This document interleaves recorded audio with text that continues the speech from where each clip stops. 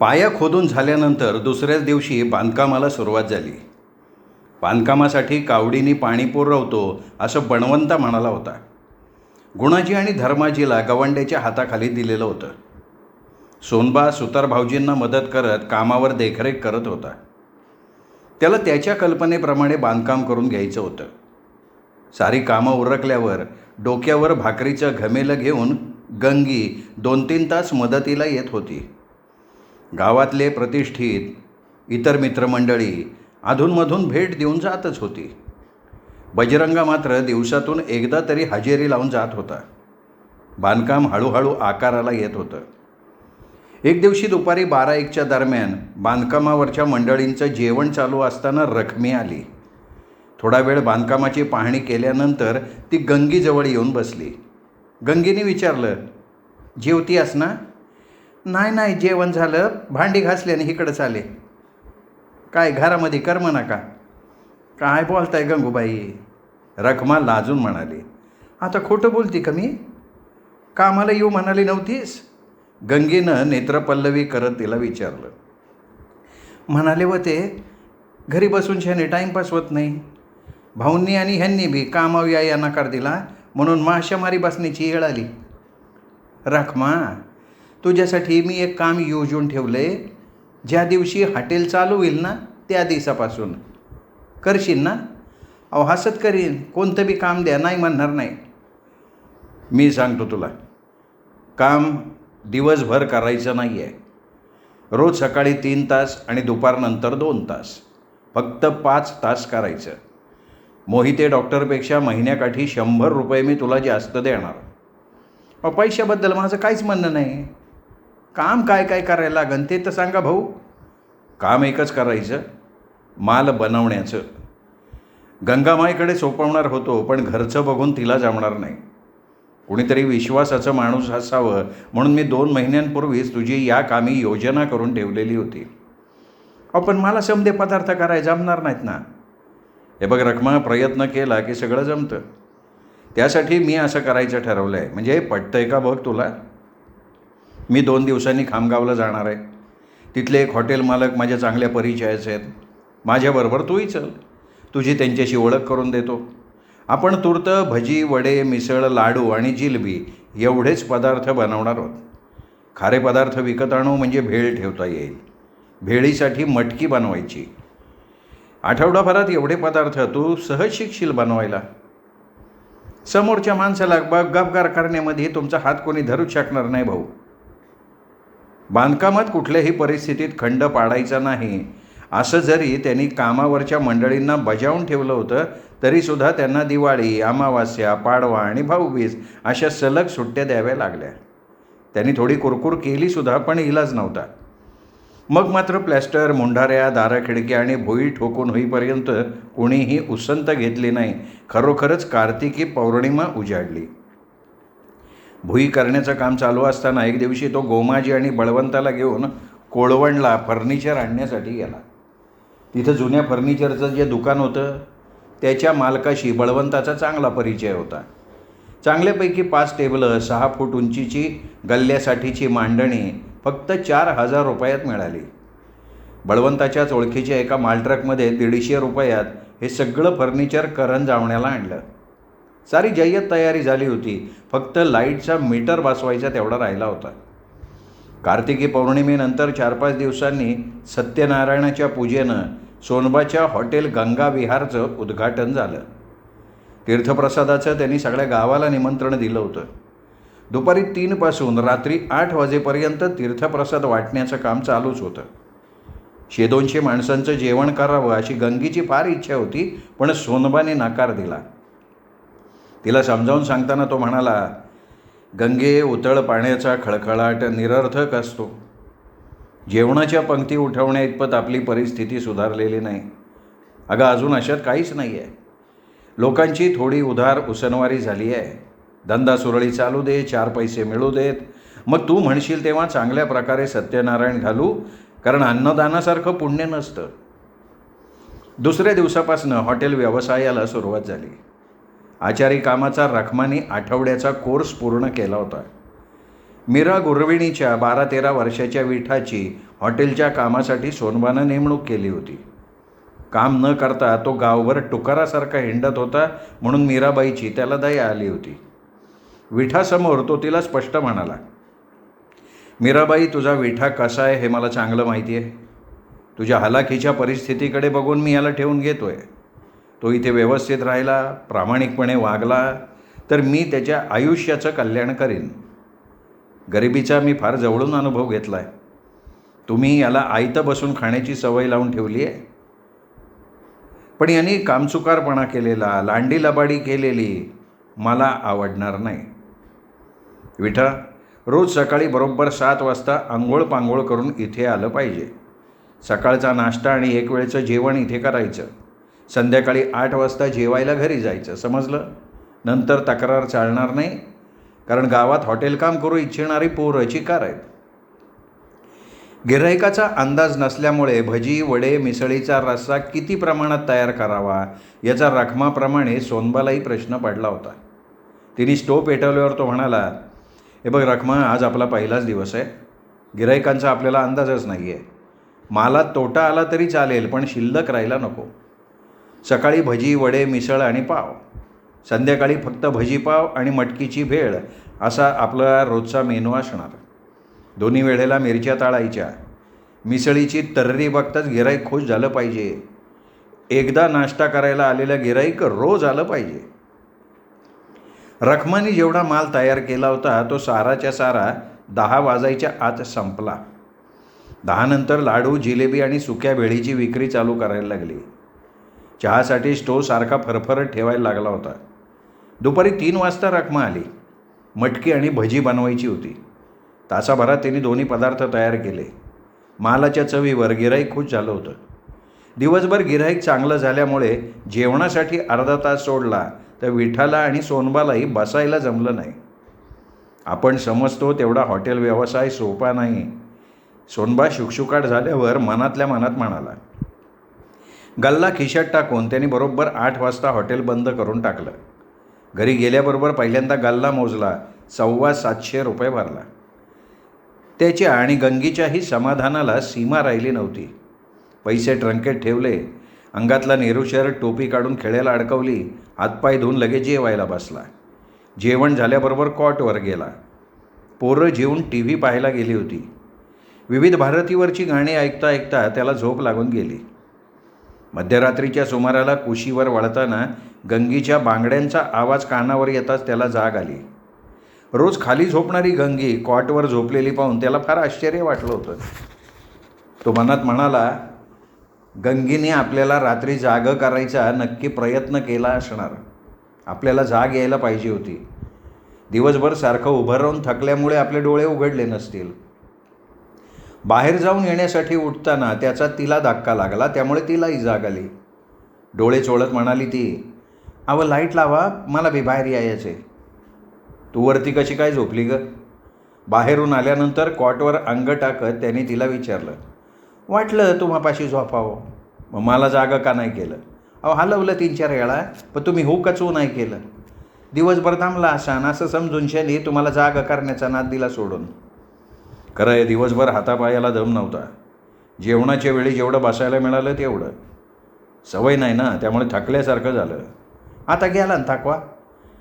हां, आता तासभर तरी थकवा काही येणार नाही, असं म्हणून त्यांनी तिला मिठी मारली. अहो अंगावरचं काढून टाका की, किती गरम होते. काय काढू? कपडे का पांघरूण? वस्त्रांच्या बंधनातून मुक्त झाल्याशिवाय कामक्रीडेला रंग चढत नाही. त्यांना सगळ्या दुनियेचा विसर पडला होता. हळूहळू त्यांचं कुजबुजणं थंडावत गेलं. मिठी सैल होत गेली. पापण्या कधी मिटल्या समजलंच नाही. यानंतर फक्त 7-8 दिवस काय ते गेले असतील. सोनबा ज्या गोष्टीची मोठ्या आतुरतेनं प्रतीक्षा करत होता ती गोष्ट जाहीर झाली. ग्रामपंचायतीची निवडणूक. बरोबर 1.5 महिन्याचा अवधी होता. प्रचारासाठी 2 आठवडे आणि फॉर्म भरून अर्ज माघार घेण्यासाठी 1 आठवडा. म्हणजे निवडणूक प्रक्रिया सुरू व्हायला फक्त 3 आठवडे बाकी होते. ग्रामपंचायत ऑफिसच्या नोटीस बोर्डावर निवडणूक कार्यक्रम लिहिला जाताच संबंधित ग्रामस्थांची तहानभूक पळाली. जागोजागी गटागटानं चर्चा सुरू झाल्या होत्या. अनेक प्रकारचे अंदाज ऐकायला मिळायला लागले होते. हॉटेलात बसल्या बसल्या सोनबाला सगळं ऐकायला मिळत होतं. तो शांत होता, फक्त ऐकायचं काम करत होता. काही जण त्याला त्याचं मत विचारतही होते, पण एवढ्यात काही प्रतिक्रिया व्यक्त करायची नाही असं त्याने ठरवलेलंच होतं. 2-3 दिवसांच्या व्यर्थ चर्चेनंतर बिनविरोध निवडणूक करण्याच्या गावच्या तरुण मंडळाचा सूर त्याला ऐकायला मिळाला. पुन्हा उलटसुलट चर्चा चालू झाल्या. दुपारी 1-1:30 वाजण्याची वेळ होती. जेवण केल्यानंतर सोनबा नुकताच गल्ल्याजवळ येऊन बसला होता. हॉटेलात एकही गिऱ्हाईक नव्हतं. विठा हातात झाडू घेऊन सफाई करत होता. आतल्या दालनातल्या न्हाणीत गंगी भांडी घाशीत होती. तेवढ्यात गावच्या मंडळाचे 5-6 तरुण सोनबाकडे आले. नारभाऊ, वसंता, धनाजी, गजाभाऊ, श्यामा आणि सखा. त्यांच्या येण्याचं कारण त्याच्या लक्षात आलं होतं. बसा बसा बसा मंडळी. विठा, जाकाचपैकी चहा बनव बाबा. चहा प्यायची येळ नाही आहे शेठ, सखा बाकावर बसत म्हणाला. अरे हल्ली चहा प्यायला वेळ काळ लागत नाही. चहा काय कधीही घेतला तरी चालतो. बरं बोला, काय येणं केलं आहे? आम्ही निवडणुकीच्या संदर्भात आलो आहे. नारभाऊनं मंडळाचा अध्यक्ष या नात्याने विषयाला सुरुवात केली. अहो, गावात सध्या बरीच उलटसुलट चर्चा चालू आहे. मोठी माणसं अजून मूग गिळू नयेत. कुणी म्हणतं निवडणूक झाली पाहिजे, कुणी म्हणतं निवडणूक बिनविरोध झाली पाहिजे. धनाजी म्हणाला. ते ठीक आहे, पण तुमचं मत काय आहे? सोनबानं त्यांना प्रश्न केला. अहो, आमचं मत कोणी विचारात घ्यायला तयारच नाही. का? गावातली गटबाजी अजून संपली नाही का? नाही, ते तर आम्हाला पूर्णपणे संपून टाकायची. म्हणून तर शेठजी, आम्ही तुमचा सल्ला घ्यायला आलो आहे. हे बघा मंडळी, मी ग्रामपंचायतीचा कारभार फार जवळून पाहिला आहे काय त्यात? व्यक्तिगत प्रतिष्ठेपायी निष्कारण गावात तेढ निर्माण होते, हेवे दावे वाढतात, भांडण तंट्याला सुरुवात होते. सध्याच्या वातावरणात बिनविरोध निवडणुकीच आपल्या गावाला फायदेशीर ठरणार आहे असं तुमच्याप्रमाणे माझंही मत आहे. पण त्यासाठी काय करायला पाहिजे? एक नामी उपाय आहे. तुम्ही सरपंचाकडे जा, ग्रामसभेची मागणी करा. आपल्या प्रश्नाला आपोआप वाचा फुटेल. सोनबानी त्यांना सल्ला दिला. त्याचा सल्ला सगळ्यांना 16 आणे पटला होता. सगळ्यांच्या गंभीर मुद्रा आनंदित झाल्या. नारभाऊ म्हणाला, बरोबर आहे, सोनबा शेठ म्हणतात ते खरंच आहे. ग्रामसभेच्या निमित्ताने सगळे गावकरी एकत्र येतील. त्यावेळी आपल्याला दोन्ही पार्ट्यांच्या प्रमुख मंडळींवर दडपण आणणं शक्य होईल. विठाने चहाचे ग्लास सगळ्यांच्या हातात दिले. चहा घेऊन होताच सखा वगळता सगळेजण उठले. नारभाऊनी चहाचे पैसे द्यायला काढले. सोनबा म्हणाला, काय जास्त आहेत का अध्यक्ष? चांगल्या कामासाठी तुम्ही मंडळी आलेली आहात. तुमच्या प्रत्येक चांगल्या कामात माझा सक्रिय सहभाग असणार आहे. सगळं तुमच्या मनासारखं होईल, चिंता करायचं कारण नाही. काही अडचण निर्माण झाली तर सरळ माझ्याकडे या. तरुण मंडळाचे सदस्य गेल्यानंतर सखा म्हणाला, सोनबा शेठ, तुमच्या डोक्याची वाकी कमाल आहे बरं का. या विषयाला कशी वाचा फोडायची असा आम्हामोर प्रश्न पडला होता. उगाच मजुराचा शेडजे नाही झाली तुम्ही. हे बघ सखा, मला माझा सगळा भूतकाळ जसाच्या तसा आठवतो आहे. तुझ्यापेक्षाही मी फार हालात दिवस काढलेत. हा सगळा दैवगतीचा खेळ आहे. तुला म्हणून सांगतो, मी दैवावर कधीच विसंबून राहिलो नाही. मोठ्या हिकमतीनं गावालाच वाकवत आणलं मी. काय होतो, काय झालो याची चर्चा मी पुन्हा पुन्हा उगाळत बसणार नाही. माघारी वळून पाहायचं नाही असं मी ठरवलेलं आहे. आत्तापर्यंत मी लोकांचे उंबरे झिजवले. इथून पुढे लोक सल्लामसलतीसाठी माझ्याकडे येत राहतील. यापेक्षा मला जास्त काय पाहिजे? भूतकाळ बदलून टाकण्यासाठी तर मी केलं आहे ते. जाऊ दे, एकच सांगतो, तुम्ही मला कितीही मोठेपणा देऊ केलात तरी मी अखेरपर्यंत तुमच्यासारखा सामान्य माणूस म्हणूनच राहणार आहे. सखानी त्याच्याकडे चक्रावल्यासारखं पाहिलं आणि म्हणाला, आत्ताच सांगत नाही शेठजी, माझ्या डोक्यात यागळाच विचार घर करून बसला आहे. सखा, आमच्या विठाच्या झेपऱ्या फार वाढल्या आहेत. मस्तपैकी पैलवान फॅशन कटिंग करून दे. झाटपाट गिराईक सुरू व्हायच्यात विठा इथं आला पाहिजे. सोनबाने मुद्दाम विषयांतर केलं. दुसऱ्याच दिवशी सकाळी ग्रामपंचायतीच्या नोटीस बोर्डावर निवडणुकीसंबंधी विचारविनिमय करायला 2 दिवसानंतर रात्री 7:30 वाजता चावडीत ग्रामसभा आयोजित करण्यात आल्याचं लिहिलं गेलं. तरुणांना तो आपला पहिला विजय वाटला. त्याच दिवसाच्या दुपारपासनं सोनबाचं गंगा विहार राजकारणाचा जणू अड्डा बनला. हॉटेलात येणाऱ्यांना सोनबा मोगम जुजबी सल्ले देऊन खुश करत होता. त्यांची मतं जाणून घेता घेता पुढची तयारी करत होता. त्याचं सगळं लक्ष ग्रामसभेकडे लागलेलं होतं. ग्रामसभेच्या निर्णयानंतर कुठली चाल खेळायची ते त्याने निश्चित केलं होतं. दोन्ही पार्ट्यांमधला तो दुवा झाला होता. दोन्हीकडच्या लोकांना त्याने अत्यंत चाणाक्षपणे हाताळलं होतं. प्रत्येकजण आपला घनिष्ठ मित्र असल्यासारखा तो त्यांच्याशी वागत होता. ग्रामसभेच्या दिवशी तरुण मंडळानं चावडीत लाईट आणि सतरंजीची खास व्यवस्था केली. 7 वाजल्यापासून एक एक जण हजेरी लावायला लागला. 7:30 पावणे 8 वाजेपर्यंत बहुतेक सगळी मंडळी एकत्र आली. अपवाद फक्त सोनबाचा. त्यांनी मुद्दाम थोडा उशीर करायचं ठरवलेलंच होतं. अनेकांना त्याची गैरहजेरी जाणवली. दोघेजणं त्याला बोलवायला सुद्धा गेले. तो त्यांना म्हणाला, अरे हे काय, निघालोच आहे मी, हॉटेल बंद करतो, लगेच येतो, तुम्ही निघा. आणि चर्चेला सुरुवात झाली ना शेठ.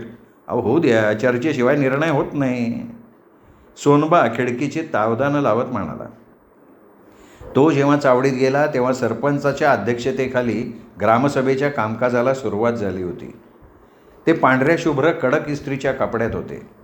सगळी चावडी गच्च भरली होती. मध्यभागी पाटील, सरपंच, डॉक्टर, सावकार, बाबा थोरवे, दिना, बजरंगा, सदुनाना यासारखी दिग्गज मंडळी बसलेली होती. साऱ्यांच्या आग्रहाखातर तो त्यांच्यात जाऊन बसला. कामकाज पुढे चालू झालं. विचारविनिमयाला हळूहळू सुरुवात झाली. अनेक शंका कुशंका उपस्थित होत होत्या. कुरापती निघत गेल्या. आरोप प्रत्यारोपाच्या फैरी झाडायला लागल्या. वातावरण तापायला लागलं. सोनबा मात्र शांत. तो फक्त ऐकायचं काम करत होता. अनेकांच्या मनात खदखदणाऱ्या गोष्टींचा निचरा झाल्याशिवाय विषयाला खऱ्या अर्थानं सुरुवात होणार नाही असा त्याचा अनुभव होता. फारच गोंधळ वाढल्यावर त्यांनी बजरंगाला बोट लावलं. बजरंगा उठून उभा राहिला. त्याबरोबर चावडीतला सगळा कलकलाट एकदम शांत झाला. सर्वांवरनं नजर फिरवत तो काहीसा रागवून म्हणाला, मंडळी, गोंधळ घालून बेशिस्तीचं प्रदर्शन घडवण्यासाठी आपण इथं एकत्र नाही जमलो. अरे तुम्ही हे काय चालवले तेच माझ्यासारख्याला कळना झाले. या अर्ध्या पाऊण तासात एकही जण विषयाला धरून बोललाच नाही. हे बघा, तुम्हाला जर असा गोंधळ चालू ठेवायचा असेल तर आम्हाला घरी जायला सांगा, नाही तर ज्या कोणाला काही बोलायचं असेल त्यांनी उभं राहून बोलायचे. बजरंग खाली बसल्यावर सरपंच उभे राहिले. त्यांच्या मुत्सद्दीपणाची परीक्षा होती. ते विचारपूर्वक बोलायला लागले. आताच पैलवानांनी जे सांगितलं त्याप्रमाणे जर ग्रामसभेचं कामकाज चालणार नसन तर ही ग्रामसभा रद्द करण्यात येईल. हे बघा, मतं मांडायला कोणाला बंधन नाही, फक्त त्यांनी उभं राहून शांतपणे आपलं मत मांडायचं आहे.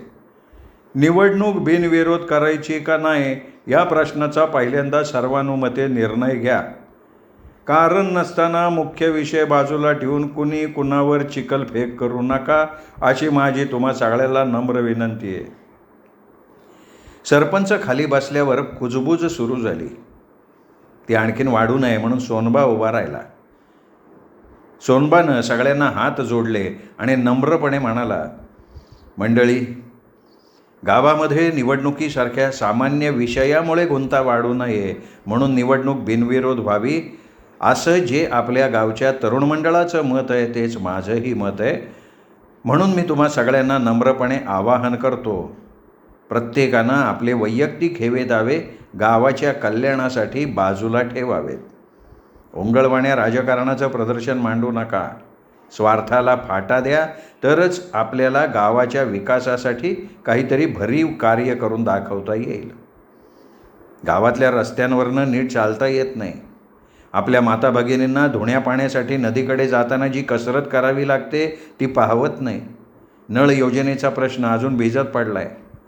करंजामाई 12ही महिने वाहती आहे, पण तिच्या पाण्याचा आपल्याला अद्याप शेतीवाडीसाठी उपयोग करून घेता आलेला नाही. गावाला सरकारी दवाखाना नाही. जनावरांच्या उपचारांची सुद्धा आपल्या गावात काही सोय नाही. एस.टी. स्टँडची अवस्था तर प्रचंड भयानक आहे. गावामध्ये एकी असेल, धडाडीचा नेता असेल तर आपल्यालाही विकास कामं करता येतील. म्हणून मी तुम्हाला पुन्हा विनंती करतोय की आपल्याला जर ही निवडणूक बिनविरोध व्हावी असं खरोखर वाटत असेल तर आपण प्रथम 5 जणांची निवड कमिटी नेमावी.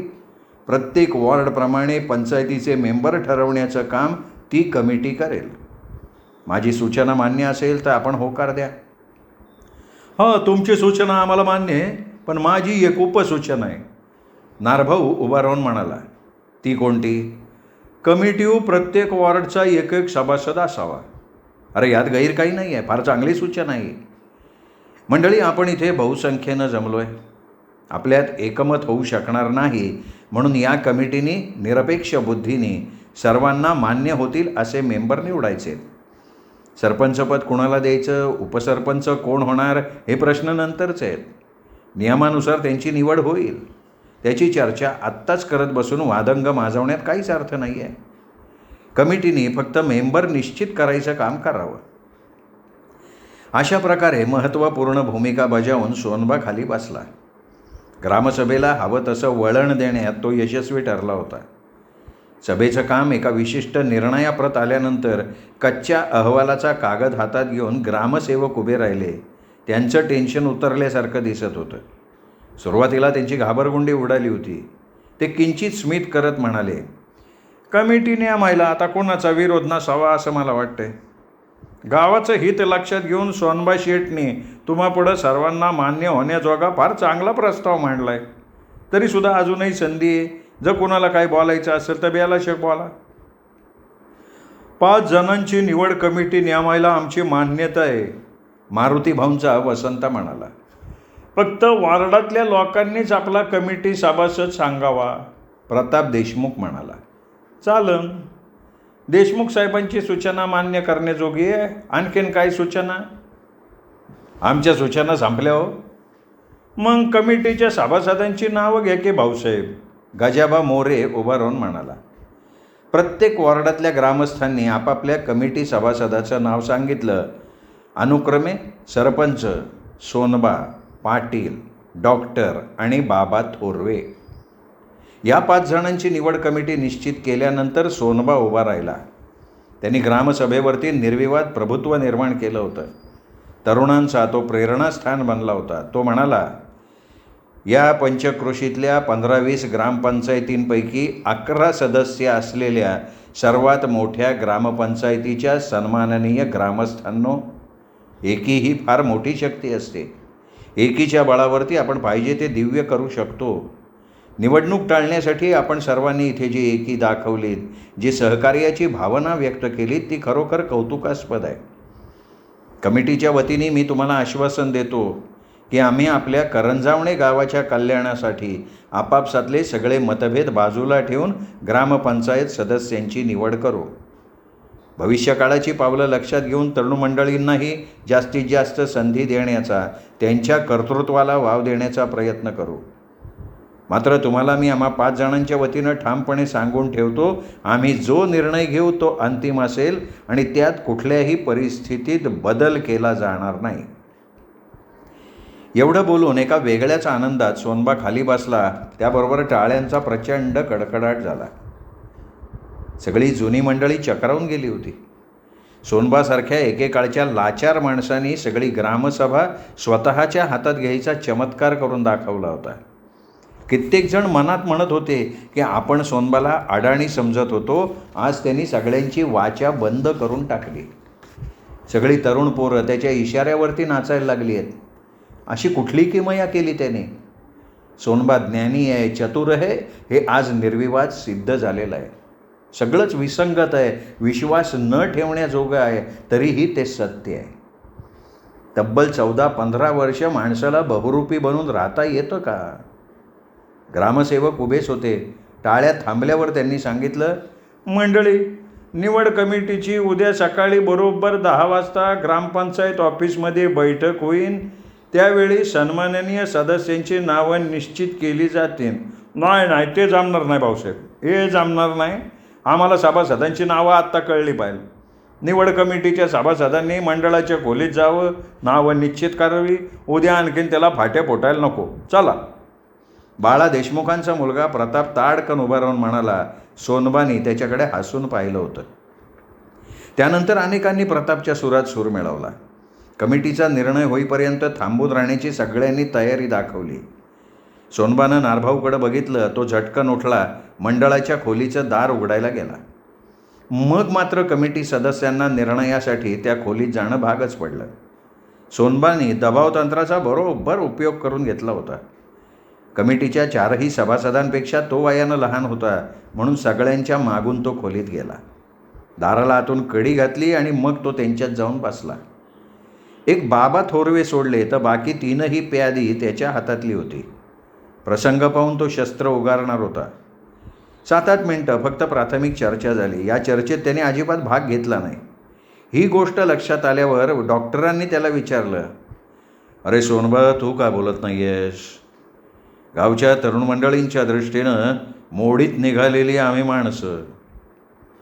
नाही डॉक्टर, अहो तसं असतं तर तुमची नावं या कमिटीवरती आलीच नसती. आपल्या माणसांनी आपल्यावर जो विश्वास व्यक्त केला आहे त्याला आपल्यापैकी कोणीही तडा जाऊ देण्याचा प्रयत्न करू नये अशी माझी प्रामाणिक इच्छा आहे. मग वॉर्डाप्रमाणे मेंबर ठरवायला सुरुवात करायची का? हा काही हरकत नाही, पण मी एक यादी करून आणली आहे. तिच्यावरून आपण सगळ्यांनी एकवार नजर फिरवली तर काम जास्त सोपं होईल असं मला तरी वाटतं आहे. नेहरू शर्टाच्या वरच्या खिशातून यादीचा कागद काढत सोनबा म्हणाला, सोनबा, आम्ही तुझी तळमळ जाणली. तू केलेल्या यादीवरून आम्ही सगळ्यांनी नजर फिरवत बसण्यापेक्षा तूच वाचून दाखव. सगळ्याला पसंत पडली तर लगेच स्वीकार करू. खंडेराव पाटील म्हणाले. सोनबानी यादी वाचायला सुरुवात केली. वॉर्ड क्रमांक 1 वसंतराव धनाजी जाधव आणि इतर मागासवर्गात महिला राखीव म्हणून हंसाबाई दामाजी सोनार. वॉर्ड क्रमांक 2 बापूसाहेब शांतीलाल खेडकर आणि सोनबा धनाजी नखाते. वॉर्ड क्रमांक 3 राजाभाऊ खंडेराव करंजे आणि नारभाऊ सोपान सोरटे. वॉर्ड क्रमांक 4 कृष्णराव जयवंतराव मोहिते. महिला ओपन राखीव म्हणून भामाबाई सदाशिव शिंदे आणि मागासवर्गीय राखीव म्हणून आनंदा नामदेव कांबळे. आणि शेवटी वॉर्ड क्रमांक 5 प्रताप बाळा देशमुख आणि मागासवर्गीय राखीव म्हणून विष्णू गेनू चव्हाण. यादी वाचून झाल्याबरोबर बाबा थोरवेंनी पहिल्यांदा टाळी वाजवली. त्यांच्या पाठोपाठ इतर तिघांनीही टाळ्या वाजवल्या. सरपंच सोनबाची पाठ थोपटत म्हणले, अरे लयच धन्यवाद सोनबा, लय विचारपूर्वक यादी बनवली बाबा तू. अरे तुझ्या बुद्धीची प्रशंसा करावी तेवढी थोडीच आहे. काय पाटील, तुमचं काय मत आहे? अरे ही यादी एकदम परफेक्ट आहे असं मला तर वाटते. कुणाचा आक्षेप असेल तर सांगा. नाही पाटील, सोनबाची निवड अचूक आहे बरं का, डॉक्टर म्हणाले. सर्वांचं एकमत होताच ते बाहेर आले. चावडीत बसलेल्या सगळ्यांनी आश्चर्याने तोंडात बोटं घातली. फक्त 15 मिनिटात 5 जणांचं एकमत कसं काय झालं? साऱ्यांना मोठा गहन प्रश्न पडला होता.